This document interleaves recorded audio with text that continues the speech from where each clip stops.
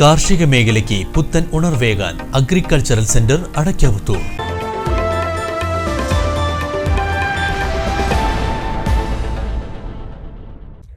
അടയ്ക്കാപുത്തൂർ ശേഖരപുരം ശ്രീ ധന്വന്തരി ക്ഷേത്രത്തിലെ അഷ്ടമഹോത്സവം ജനുവരി 3 മുതൽ 10 വരെ നടക്കും. ജനുവരി 1 മുതൽ ശുദ്ധിക്രിയകൾ ആരംഭിക്കും.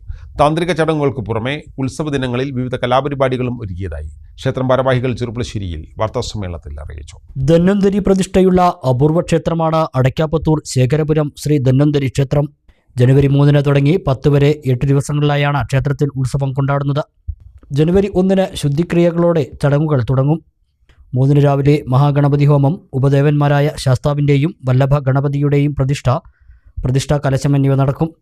തുടർന്ന് വൈകിട്ട് ദീപാരാധനയ്ക്ക് ശേഷം തന്ത്രി ഈക്കാട് നാരായണൻ നമ്പൂതിരിപ്പാടിൻ്റെ കാർമ്മികത്വത്തിൽ ഉത്സവത്തിന് കൊടിയേറും.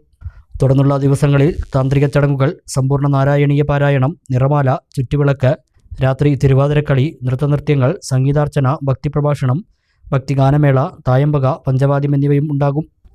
9 പള്ളിവേട്ടയും 10 ആറാട്ടും നടക്കും. വൈകിട്ട് ദശസഹസ്ര ദീപസമർപ്പണവും ഉണ്ടാകും.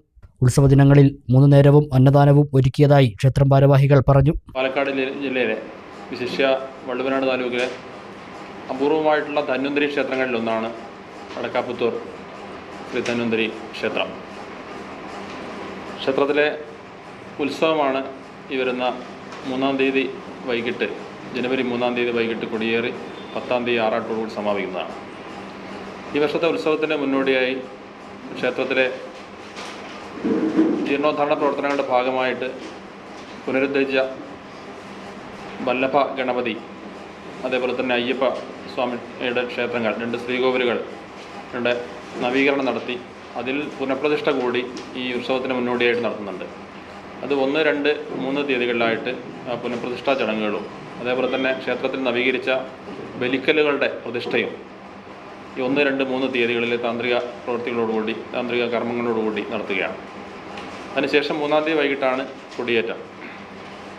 8 ദിവസങ്ങൾ നീണ്ടു നിൽക്കുന്ന ഉത്സവമാണ്. അഷ്ടാഹോത്സവം എന്നാണ് ഉത്സവം അറിയപ്പെടുന്നത്. 8 ദിവസങ്ങളിലായി വിവിധങ്ങളായ താന്ത്രിക കർമ്മങ്ങളും അതേപോലെ തന്നെ ആഘോഷ പരിപാടികളും ഉൾപ്പെടുത്തിക്കൊണ്ടാണ് ഉത്സവം നടത്തുന്നത്. ഉത്സവത്തിന് വിപുലമായ രീതിയിലുള്ള കമ്മിറ്റികൾ രൂപീകരിച്ചിട്ടുണ്ട്.